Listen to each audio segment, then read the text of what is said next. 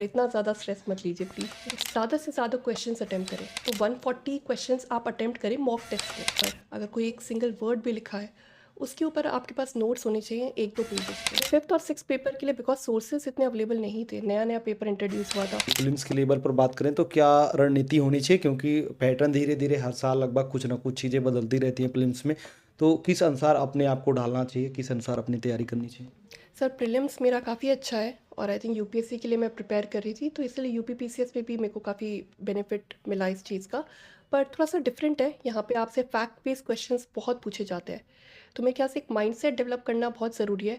अगर आपने पीवाईक्यू करके अच्छी तरह एनालाइज उसका पैटर्न समझने की कोशिश करिए, एग्जामिनर जो क्वेश्चन पेपर बना रहा है उसका माइंडसेट क्या है, वो ये वाला ऑप्शन क्यों दे रहा है, ये क्वेश्चन क्यों डाल रहा है, आप एक बार वो समझ जाएंगे, तो जो भी आप टेक्स्ट पढ़ रहे हो, जो भी अपनी बुक्स पढ़ रहे हो, आप उसको उसी नज़रिए से पढ़ेंगे। आप एक ऑडियंस की तरह, रीडर की तरह उस बुक को नहीं पढ़ेंगे, आप एक एग्जामिनर की तरह कि मुझे इसमें से अगर क्वेश्चन बनाने होते तो मैं कैसे बनाता। तो ये मेरा माइंडसेट रहता था। आई थिंक एक अच्छा फ्रूटफुल माइंडसेट रहना बहुत इंपॉर्टेंट है और प्रीलिम्स पे इजीली क्लियर हो जाता है। टेस्ट सीरीज की बात करें तो प्रीलिम्स में कितना मतलब हेल्पफुल रहता है अगर हम टेस्ट सीरीज कहीं ज्वाइन करते हैं, मान लीजिए खुद से ही रूम पर ला के टेस्ट सीरीज सॉल्व करते हैं तो? टेस्ट सीरीज़ करना जितना हो सके बहुत इम्पॉर्टेंट है। मैटर नहीं करता कि आप बाहर जाकर क्वेश्चंस मॉक टेस्ट देकर आए या रूम पर करें, पर करना बहुत ज़रूरी है। मैंने यूपीएससी के लिए भी बहुत, आई थिंक 100 प्लस मैं टेस्ट मॉक टेस्ट देती थी। यूपीपीसीएस के लिए मुझे इतनी ज़रूरत नहीं पड़ी बिकॉज ऑलरेडी मेरा काफ़ी अच्छा हो गया था प्रीलिम्स। पर आप सबके लिए जो पहली बार दे रहे हैं, फर्स्ट टाइम दे रहे हैं, सेकंड टाइम दे रहे हैं, थर्ड टाइम दे रहे हैं और आपका प्रीलिम्स नहीं निकल रहा, तो यहाँ पे आपकी कमी हो सकती है कि आप मॉक टेस्ट उतने नहीं दे रहे जितनी रिक्वायरमेंट है।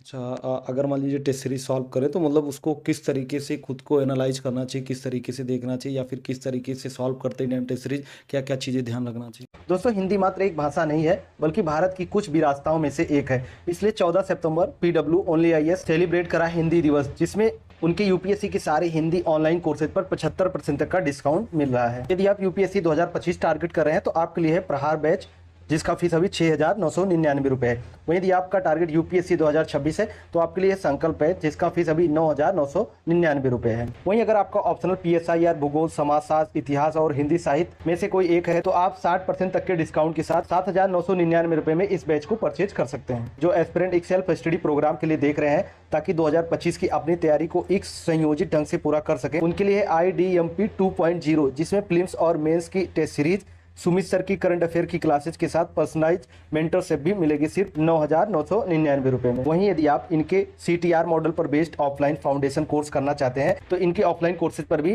25% तक का डिस्काउंट चले। यदि आप मुखर्जी नगर, पटना, लखनऊ या प्रयागराज के आसपास रहने वाले हैं तो आप वहां पर विजिट कर सकते हैं। बाकी और डिटेल्स के लिए आप वीडियो के डिस्क्रिप्शन बॉक्स में लिंक दिया गया वहां से जाकर विजिट कर सकते हैं। और हाँ, यदि आप इनमें से कोई कोर्स परचेज करना चाहते हैं तो आप हमारा कूपन कोड VP500 यूज करेंगे तो आप लोग को उन कोर्सेज पर 500 रुपये का एक्स्ट्रा डिस्काउंट भी देखने को मिलेगा। एक तो आपको ध्यान रखना है कि इधर 150 क्वेश्चंस आते हैं जो आपको 2 आवर्स में सॉल्व करने हैं। तो आप ट्राई करिए कि ज़्यादा से ज़्यादा क्वेश्चंस अटेम्प्ट करें। अगर 150 क्वेश्चंस हैं तो 140 क्वेश्चंस आप अटेम्प्ट करें मॉक टेस्ट में। जब आप वहाँ पे 140 करेंगे तो यहाँ आकर आपके थोड़े 130 अराउंड आप अटेम्प्ट कर पाएंगे, 120 अराउंड अटेम्प्ट कर पाएंगे।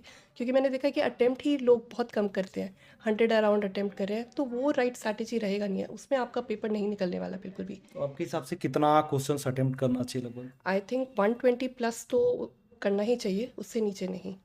120 तो बेसिक मिनिमम होना चाहिए। अच्छा, ओवरऑल मेंस की स्ट्रेटजी की बात करें तो मेंस के लिए क्या आपकी रणनीति रहती थी, या फिर आंसर राइटिंग वगैरह करती थी, तो क्या क्या चीज़ें ध्यान रखती थी आप? आंसर राइटिंग बहुत इंपॉर्टेंट है, पर आंसर राइटिंग से पहले आप लिखोगे क्या उस आंसर्स में। बिल्कुल। तो सिलेबस लेकर हर एक पॉइंट पर अगर कोई एक सिंगल वर्ड भी लिखा है, उसके ऊपर आपके पास नोट्स होने चाहिए 1-2 पेजेस के। और नोट्स में बहुत कॉम्पिटिटिव होने चाहिए कि आपके नोट्स आपके कॉम्पिटिटर से ज़्यादा अच्छे हैं, उसमें डेटा, फैक्ट, एग्जाम्पल भर भर के डले हुए हैं। तो अगर आपके नोट्स अच्छे हैं तभी आप वो रेप्लिकेट कर पाएंगे एग्जामिनेशन हॉल में। अब नोट्स हमने बना लिए पर हम वो डाल नहीं पाते कई बार आंसर्स में, तो उसके लिए आंसर राइटिंग का रोल वहाँ पर आ जाता है। वो बहुत इंपॉर्टेंट है कि आप जितने हो सके प्रैक्टिस करें और डेली बेसिस पर प्रैक्टिस करें। ऐसा नहीं है 2 हफ्ते में एक बार आप 3 घंटे का पेपर लिख कर आ गए, उससे अच्छा है कि आप रोज़ 4-5 क्वेश्चंस करके अटेम्प्ट करें। अच्छा, जो इस बार आपका ऑप्शनल हट गया था, अभी पेपर 5 और 6 यूपी स्पेशल नया ऐड हुआ था, तो उसके लिए आपने क्या रणनीति फॉलो की थी? क्योंकि आप पहले से तैयारी कर रही थी, हो सकता है आपने ऑप्शनल भी तैयार किया होगा, उसके बाद अभी हटने के बाद आपका यूपी स्पेशल आपने पढ़ा फिर। हम्म। ये एक चीज़ बहुत अच्छी चीज़ आई, एक लेवल प्लेइंग फील्ड सबको प्रोवाइड हुई है।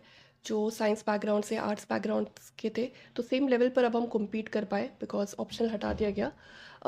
फिफ्थ और सिक्स पेपर के लिए बिकॉज सोर्सेज इतने अवेलेबल नहीं थे, नया नया पेपर इंट्रोड्यूस हुआ था, कोई कोचिंग इंस्टीट्यूट कुछ लेकर आया नहीं था मटेरियल।